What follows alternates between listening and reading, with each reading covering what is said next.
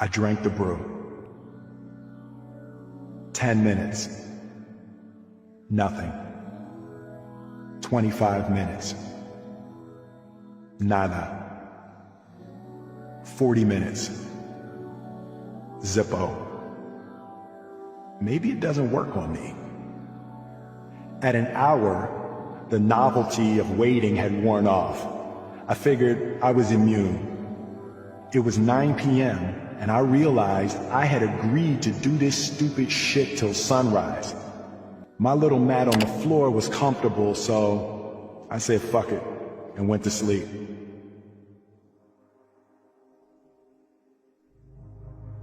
When I woke up, I was floating deep in outer space.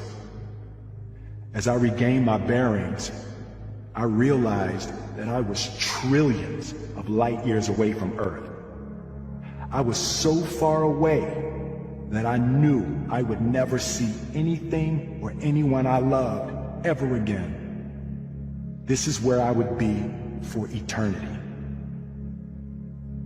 As I digest the magnitude of my predicament, I begin to glide through the infinity of stars. I notice that they're not stars as we know them.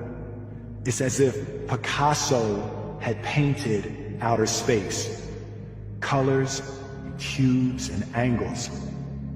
I'm suddenly overwhelmed by the majesty of my surroundings. This is the most beautiful place I've ever been in my life. As I'm distracted in awe, I can sense a presence behind me. It's a woman. I turn to see her, but she's unseeable. I can feel the warmth of her energy close behind me, as close as she could be without touching. She's happy I'm here, and I can tell she will never leave me. Somehow, I know she's been waiting for me. Her voice centers directly behind my right ear, as if her lips were only millimeters away. I turn again, craving just a glimpse of this beatific goddess, but as I move, she moves. I can tell I'm not meant to see her, but I'm okay with that, because every second with her quenches my lifelong thirst. She is everything. Lover, teacher, mother, protector, guide. She is all I have ever dreamed of and everything I have ever wanted. I can tell she knows everything I need to know and how to get everywhere I want to go. She is my goal, my solution, my answer. She is the top of the mountain and the sky beyond. Where are we? I say softly. What do you mean, silly? She says in a tone that melts away everything but bliss. This place is beautiful, I say. This is not a place, silly. She kept endearingly calling me silly.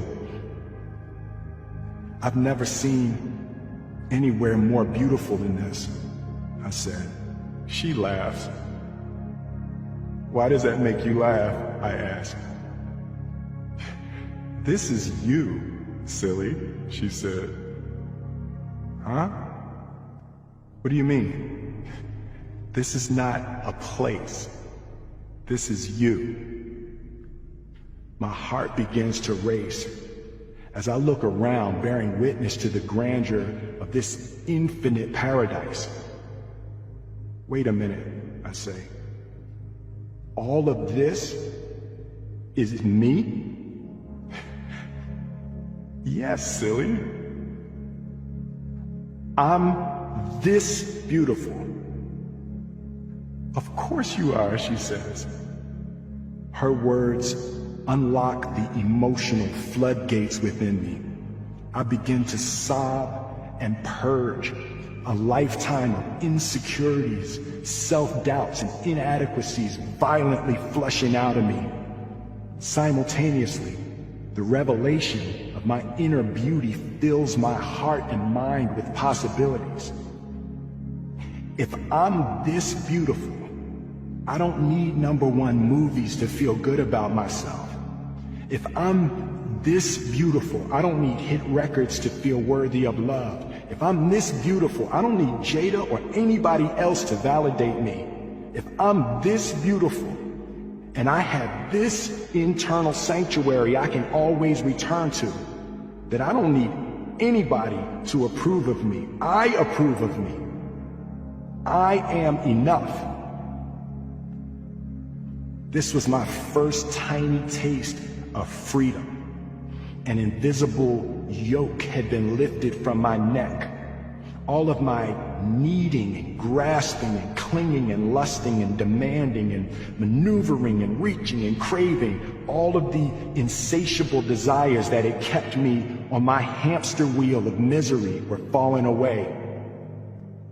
I no longer needed to chase the proverbial carrot on the stick. I wasn't starving anymore. In my 50+ years on this planet, this is the unparalleled greatest feeling I've ever had.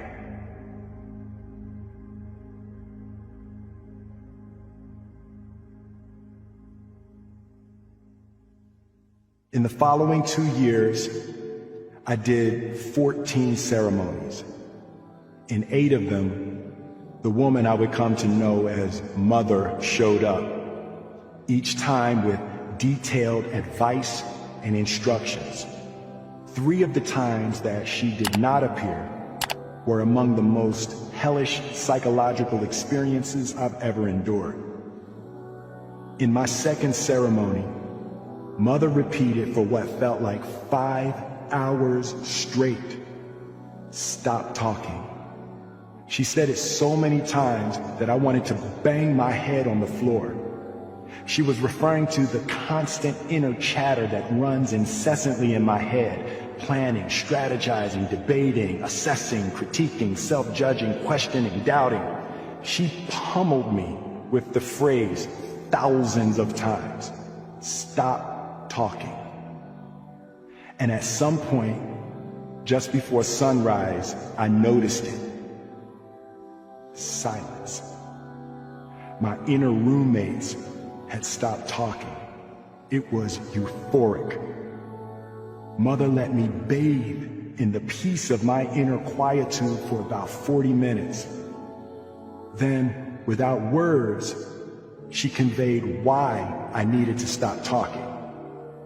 In essence, she told me I should be still and I should be quiet in order to better observe and understand the people and circumstances around me. She had watched me batter myself for so many years trying to impose my will on the world. Her point was, if I stopped talking and thinking so much, I could see and sense the universal tides, and I could align my energies to them and achieve twice as much with half as much effort. I heard an echo of Gigi's words to me so many years before. You know, if you stop talking so much, maybe you could see some of them hits coming. Minimizing my talking became my practice for maximizing my awareness. I had always seen the world as my battlefield. I now understood that the true combat zone was my mind.